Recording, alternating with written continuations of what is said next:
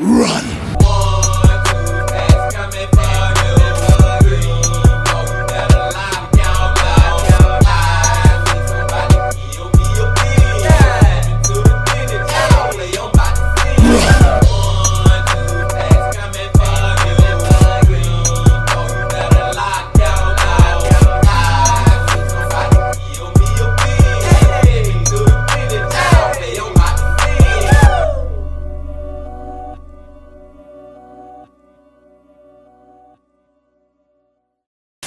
It's a beautiful day in the neighborhood.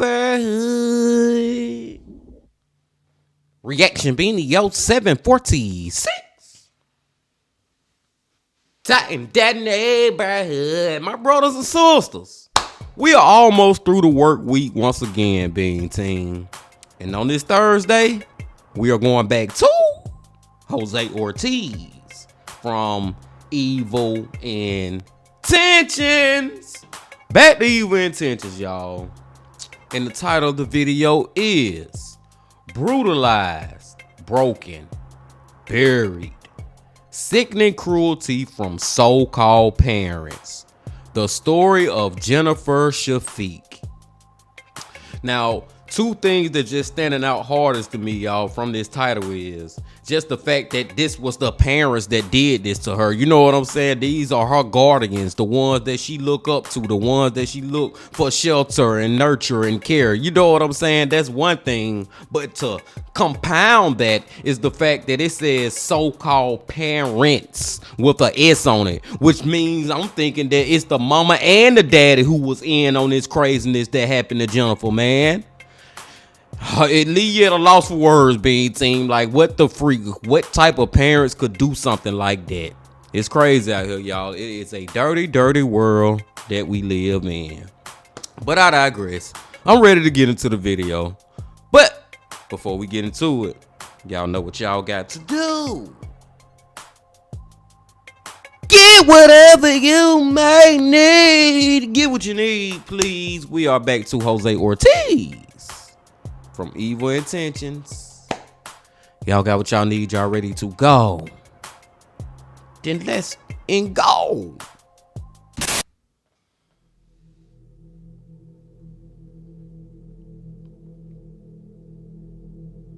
The video you're about to watch surrounds a case that went cold for a very long time, and it predates stories like those of Elisa Izquierdo, Shayna Bryan, and Angelica Castillo, who many might know as New York City's Baby Hope. Of course, it's always hard to revisit these stories, but I find that it's absolutely necessary to tell them, not only to shine light on what these poor children went through, but to show that even when the world is full of darkness and tragedy, there are good people out here, those who genuinely care about the well-being of children. Those people will forever have my respect. With that being said, today's video is going to contain a lot of details that'll be extremely difficult to make it through, and they revolve around the last moments of a child.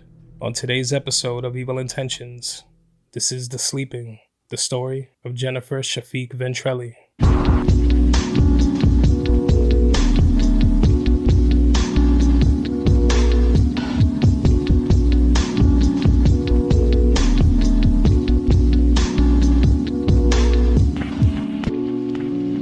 Get whatever you may need.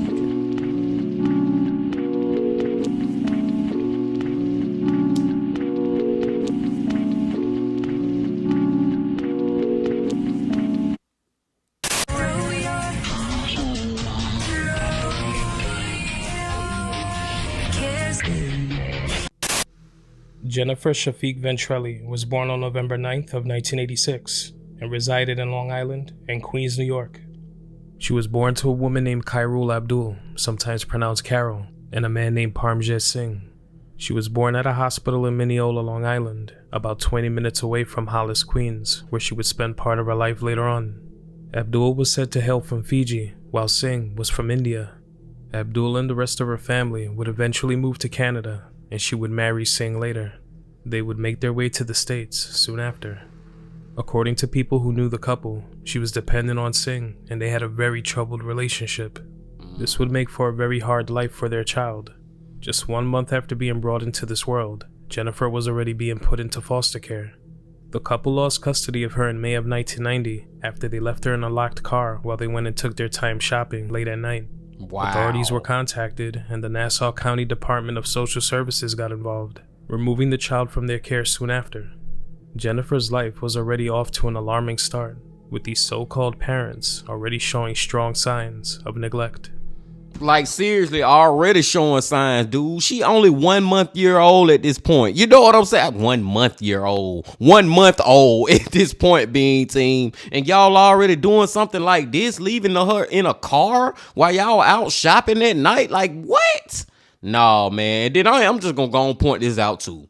That picture that we seeing of them, which I'm thinking is they mug shot probably, but regardless if it's they mug shot or not, they look crazy as hell, both of them. They look like parents that you don't want to freaking have. Let's go. After they lost custody, baby Jennifer was placed in the care of a woman named Lucille Ventrelli of Long Island, a loving, devoted mother who, along with her husband, fostered many children before and after Jennifer. But something about this child stood out, and the family would find themselves instantly attached to her. As soon as she was placed in the care of this family, all those signs of neglect were long gone. According to reports, Lucille was fostering 3 other young children at the time, in addition to little Jennifer, and also had children of her own, always providing a safe, loving home for these kids to thrive in. Life here was the complete opposite of what it was with Abdul and Singh. While they had displayed their bad parenting very quickly, that wasn't the case in this home.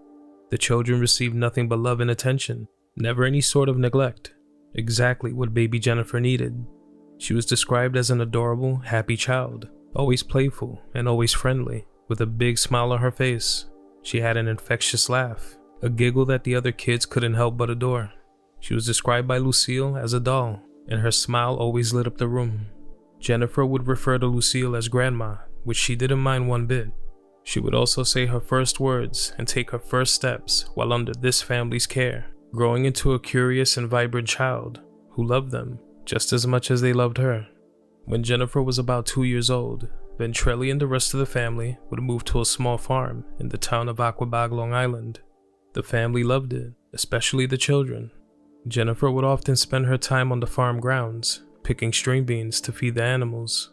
She could often be seen running around the property with her younger foster brothers, pretending to ride the tractors.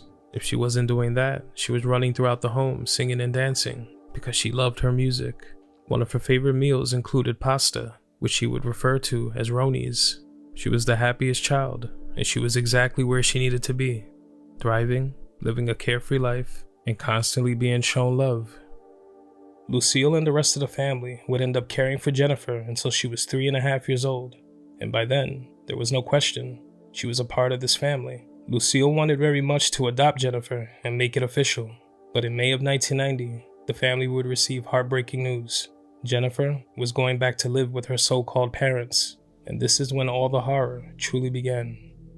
And this is where everything just got the F up. You know what I'm saying, man? She should have stayed with Lucille. And W Lucille, man, we gotta say a W to Lucille because she was a great foster parent. And little Jennifer life just was. It started off on the wrong track. We got it on the right track, and now due to whatever reason, I'm guessing the judges or the child services, whoever decided to make this dumbass reason, now her life finna go right back off track, man. And then it's like, dude, y'all let her go back when she was 3.5 years old? It would make more sense if she was like a teenager or something. I don't know. Let's go. The news was bittersweet. They had been through this before and understood the conditions of fostering children. But still, it's hard to let go when you've raised a child since pretty much their birth. It's also hard letting go of a child and not knowing if they'll be safe. Abdul had been allowed monthly and eventually weekly visits over the years, allowing her to maintain a relationship with Jennifer. But the family noticed that most of the time, the child was ignored during those visits. Abdul would instead often show affection to her other children that she sometimes brought along with her. But not once did she ever show that affection with Jennifer. It did not go unnoticed. Still, there wasn't much that could be done. The family had no choice but to let her go. In the months after Jennifer was removed from Lucille's care, it was hard. They missed her more than anything. In October of 1990, Abdul and Singh would bring Jennifer back to Lucille's home for a visit, and something just wasn't right. Lucille noticed that the child seemed to be putting her arm on the table and looking up at her, as if trying to tell her something. When she checked the child's arm, there was a hard bump and a deep bruise. Immediately, Lucille expressed that she thought Jennifer's arm was broken and she wanted to take her to the hospital. Abdul and Singh objected to this idea, saying that they had already taken her to the hospital and they were told that everything was fine. When it came time to leave, Jennifer latched onto Lucille's leg and started to cry. It was clear that she didn't want to go anywhere. Lucille picked her up, gave her a hug and a kiss on the cheek, and handed her up to Abdul so she could get her into the car. She watched them as they drove off, going back inside the home only to burst into tears. "There's something wrong," she told her husband as tears streamed down her face. She called Nassau County Child Services right away, letting them know that Jennifer needed to be checked because she might be seriously injured. She never heard anything back from them. The next time this family would hear anything regarding little Jennifer would be January of 1991. And it's like, man, I know Lucille just feels so helpless in the situation. You know what I'm saying? It ain't like she could just take Jennifer away from her parents, because then they'll be basically kidnapping. You know what I'm saying? So the best thing she did was call child services. Or what child services do? Nothing. Absolutely freaking nothing. I'm getting mad. My emotions all over the place with Doom Bean team. Let's keep going. It was then that Lucille received a totally random late-night phone call from Abdul. She called Lucille to let her know that she was going to be leaving New York to get away from Singh because they had a volatile relationship, but this was something Lucille wasn't aware of when she had given Jennifer back. Abdul stated that she was going to be moving to California with the children and that Jennifer was doing well. Of course, Lucille asked to speak to her, but she was told that the child was sleeping. She wished Abdul well and let her know to stay in contact because Jennifer was so important to her and the family. They just wanted to know how she was doing, but no more phone calls ever came in. Every single night after Jennifer was removed from their care, Lucille kept her in her prayers. It was no different after they moved away. The adorable child the family loved from day one was always on their minds. Unfortunately, they would never hear from her again. At about 9 a.m. on April 27th of 1996, a man was hiking in a heavily wooded area in Long Island's Pine Barrens in Manorville, Long Island. He was walking with his dog, searching for deer antlers, when he noticed something that looked odd. As he got closer, he would be horrified to learn that what he was looking at was a small human skull, with other bones and articles of clothing nearby in a shallow grave. The discovery was made about a little over a mile east of exit 70 on Route 111 in an area hidden from the road. Authorities were contacted right away. They couldn't yet determine the age or gender of the remains, but they were confident that they could be that of a young child.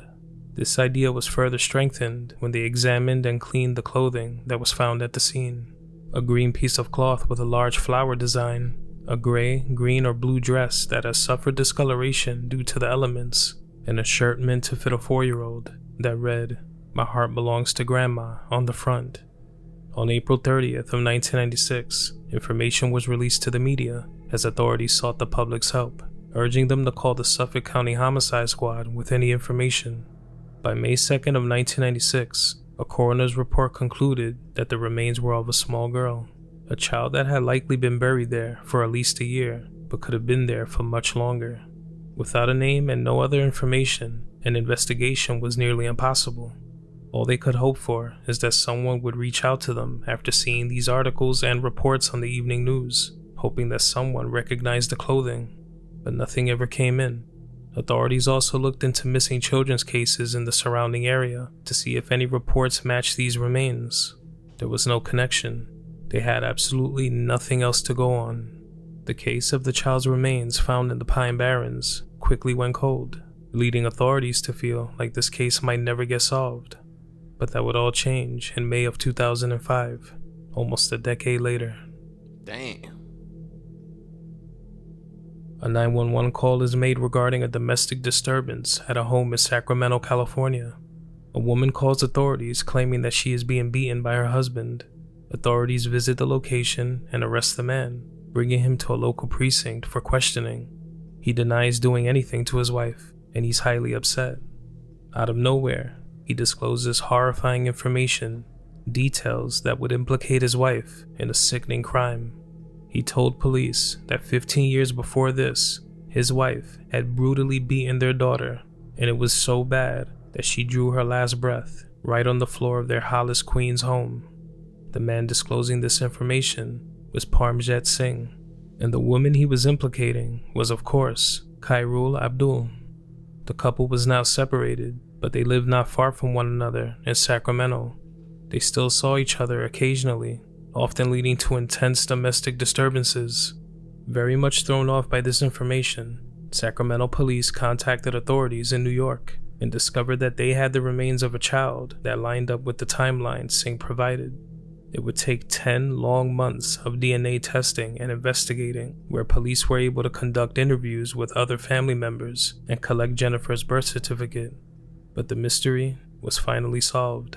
Like, can you imagine that, y'all? Like, if you a police officer and you go into a domestic violence dispute or whatever, and you know you arrest the man in this situation, and then he get back to the police station, he telling you about a freaking murder of his child and the woman child that he supposedly was in this domestic dispute with. You know what I'm saying? Like, what? Hold on, time out. Forget all about y'all fighting each other. You said that y'all got a daughter who dead and her body buried somewhere. Let's talk about that. And it's just also, I don't believe that it was just the wife who did this to Jennifer. No, I believe he did. He was in on it too, y'all. And even if he didn't even lay a finger on Jennifer, just the fact that you let this ish happen in the house and you didn't tell the police 15 years ago, but now that you mad at your wife, you want to tell? Oh no, you going to jail too, and hell after you die. I'm just saying, B team, let's freaking go. March 20th of 2006, it would be confirmed that the skeletal remains found in the Pine Barrens way back in 1996 were that of 4-year-old Jennifer Shafiq. Singh would reveal that as soon as Jennifer was taken out of Lucille's home in May of 1990, she endured nothing but abuse and torture at the hands of her so-called mother. She was slapped, punched, and slammed into walls and the floor pretty much every single day. Her small body was tossed across rooms, resulting in broken bones all over her tiny frame. Abdul would take large metal spoons and heat them up over the flame of the stove, using them to beat her and burn her skin all over. Singh watched it all and did nothing to stop it, and it was believed that he likely took part in the beatings and the torture. Authorities would learn that in December of 1990, little Jennifer had an accident and urinated on herself. This would throw Abdul into a violent rage. She began to beat her mercilessly before smashing her head into the concrete floor of their home, resulting in a broken skull. Dang. Jennifer then slipped into a seizure. A coroner's report was able to confirm that in addition to her head injuries, both of her arms were broken. She also had a broken leg and other broken bones throughout her body. The full extent of her injuries couldn't be determined. While Abdul at first tried to say she only pushed Jennifer and she fell back, cracking her head open, that was clearly not the case. After unleashing all of her anger as violently as possible, within moments, the last 7 months of torture and abuse were finally over. Jennifer was gone. For every moment she spent in Abdul and Singh's care, she was met with unimaginable cruelty and violence, the exact opposite of her life on Long Island. Her slaying would have remained unnoticed if not for Singh coming forward, but it wasn't because of some guilty conscience or because he wanted to do the right thing. It was because he was angry, because Abdul called the cops on him. He stated he had no idea how her body ended up in the Barrens in Manorville, Long Island, but it would later be learned that it was he who took Jennifer's broken and battered body and buried her in that shallow grave where she wouldn't be discovered for another 6 years. And see, stuff like that would let us know that he was actually doing the beatings too. He was involved in it. As much as he just trying to put it off on Abdul, he was involved in doing this. It's his daughter. You the one who actually buried the freaking body, dude. Also revealed that he had heard those reports of a child's remains found in 1996, and he knew it was likely Jennifer, but he never told anybody about it. Truly sickening. Unfortunately, nobody even noticed that she was missing. Abdul and Singh were extradited to New York, to face their charges. Shortly after the arrest, Lucille Ventrelli received a phone call at the family's home. It was the police.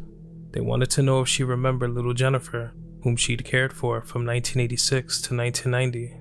They also wanted to know if she remembered the child's so-called parents. It was then that she would learn the heartbreaking truth. She had always wondered what Jennifer was doing now that she was all grown up. She wished that one day she would receive a phone call and it would be Jennifer on the other end, telling her that she's doing well. That call never came, because when she received that random phone call from Abdul in 1991, Jennifer was already deceased and buried. The child she loved like she was her own, discarded like trash by two monsters who never cared about her. On Thursday, March 23rd of 2006, they were both arraigned, facing charges of murder and hindering prosecution. They would also both confess to their roles in the heinous crime after placing blame on one another for Jennifer's slaying. It was truly devastating for Lucille and the rest of the family. They would spend the next few days conducting interviews with local news outlets, looking at pictures of better times where Jennifer can be seen happier than ever. She was sleeping all right. She was sleeping in peace, Lucille said, in reference to her last phone call with Abdul back in 1991. It had been almost 2 decades since she had seen little Jennifer, but she never forgot her. She kept all her pictures and cherished all those memories. She was also able to confirm that the shirt found near Jennifer's remains in 1996 was a gift from her. She hadn't seen the news or papers showing the clothing, so she never knew. Had she seen that, she would have contacted authorities right away. As the grief continued to set in, all this family wanted was for these monsters to pay for what they had done. It was all they could hope for. On October 2nd of 2007, a trial was underway for Khairul Abdul, and more information regarding her and Singh's turbulent relationship was now out on the open. Abdul had a criminal record going back years that included credit card fraud, which she said she did in order to buy clothes and food for her children. Her arrests were for nonviolent offenses. Singh also had a history of arrests, including charges for driving under the influence and assault and battery. In May of 1988, Abdul, under the alias of Khairul Shafiq, the last name given to her daughter, would stage a kidnapping and ransom because she thought Singh had won $10 million from Publishers Clearinghouse. She wanted half of the money and figured this would secure it, a plan that failed. She was arrested for grand larceny for that. All through the 90s, the couple would have many run-ins with authorities and be in and out of court for everything ranging from disorderly conduct, fraud, forgery, domestic disputes, and endangering the welfare of their children. It was revealed that in September of 1990, just 3 months before Jennifer was savagely slain, a pending Nassau County Social Services case was transferred to New York City's Administration of Child Services, but they couldn't find any record of Jennifer's case, almost like nothing was ever reported at all. For every single year that Abdul spent free after brutalizing her own child, she kept her and Singh's dark secret, completely denying her daughter's existence. It was stated that in some strange and twisted way, she was jealous of her own daughter, and it was evident given her treatment of her. Lucille would testify in court, providing information about visitations and what she witnessed when it came to how Jennifer was treated. The jury was given many heartbreaking details of what the child experienced and what her final moments were like. Abdul's attorney stated that her client was not guilty of the slaying, and she herself was a victim of Singh's abuse, but the jury wasn't buying it. On November 14th of 2007, she was found guilty of brutalizing her 4-year-old daughter, Jennifer Shafiq.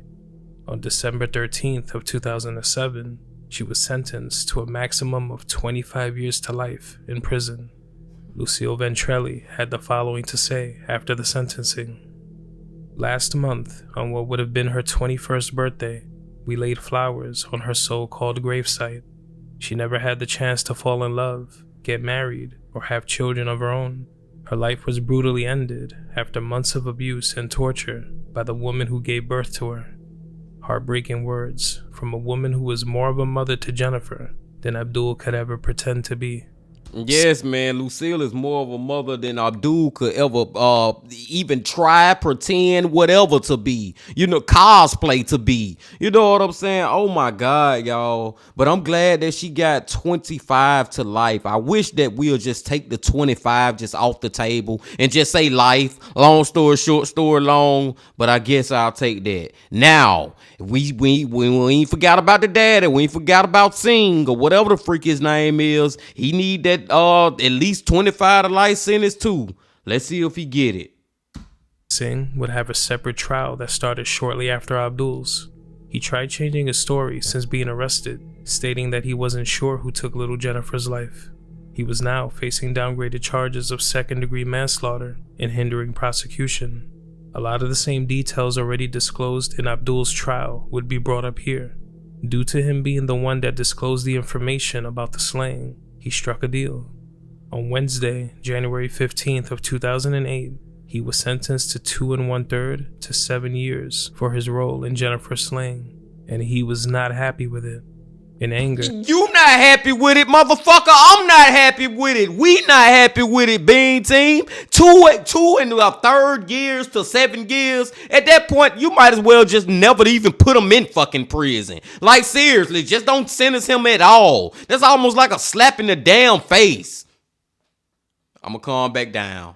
Let's finish the video up. Are you freaking kidding me?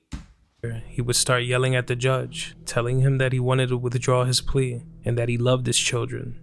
He was angry, as if he wasn't already getting a slap on the wrist for his sickening crime. Whether he wanted to admit it or not, it was he who took his daughter's body and buried her in a shallow grave like she was trash. And like a true coward, he didn't want to face the consequences. With these sentences now carried out, it started to feel like at least some form of justice was served, but that would be very short-lived. In August of 2010, an appeals court judge tossed Abdul's conviction, granting her a new trial. Court documents show that a previous judge working her case misled the jury during deliberations.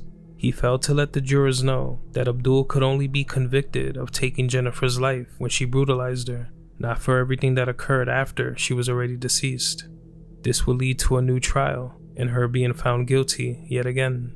On Wednesday, June 22nd of 2011, she was sentenced to 4 1/3 to 13 years, much less than her original 25 to life sentence.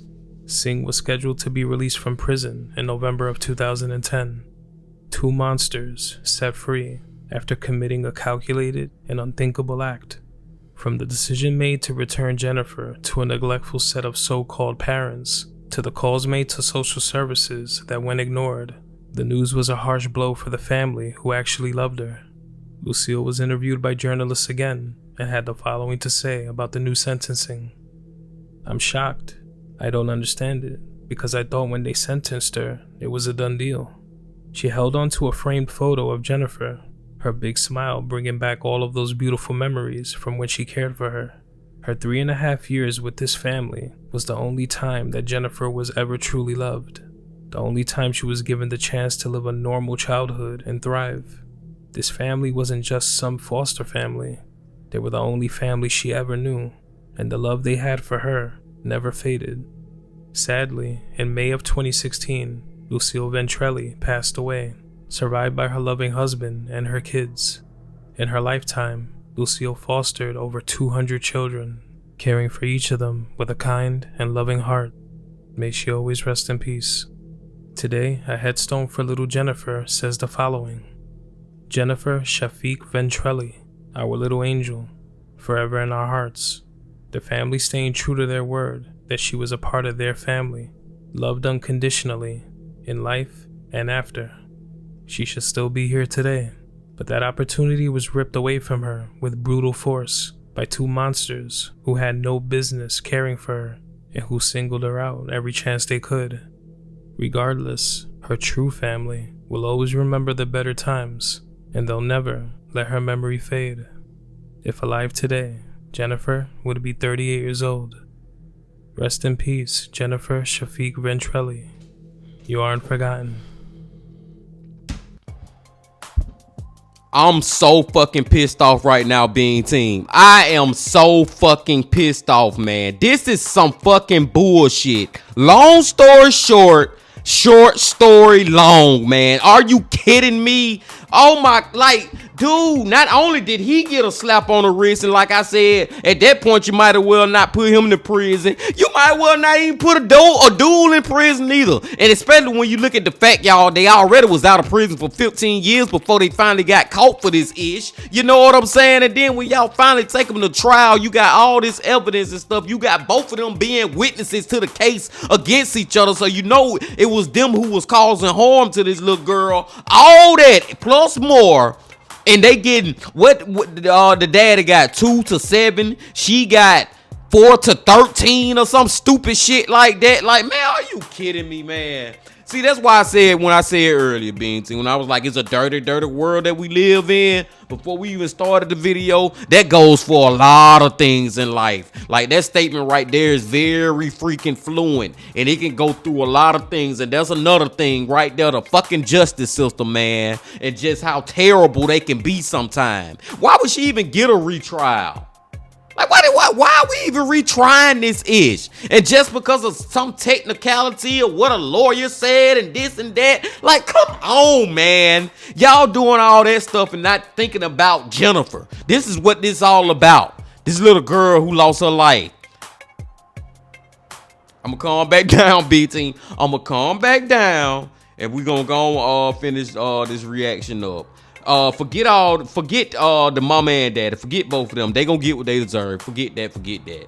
I do want to say rest in peace to Jennifer, y'all. Rest in peace to Jennifer. She had such a great life ahead of her, man. She just was born by the wrong parents. Just long story short, story long. But then she got a great parent, and that's why I want to say rest in peace to Lucille, man. Like, that lady, she fostered over 200 people in her life. You know what I'm saying? She passed away in 2016, but she was a great woman, and I really do think if she would have just took care of Jennifer, man, everything just would have been totally freaking different, Being Team. Totally freaking different. And I digress. I'm gonna go let y'all go, man. I appreciate y'all coming on back as always. And before you leave, just please hit that like button, comment, subscribe, and do all that if you ain't did that yet. And remember this: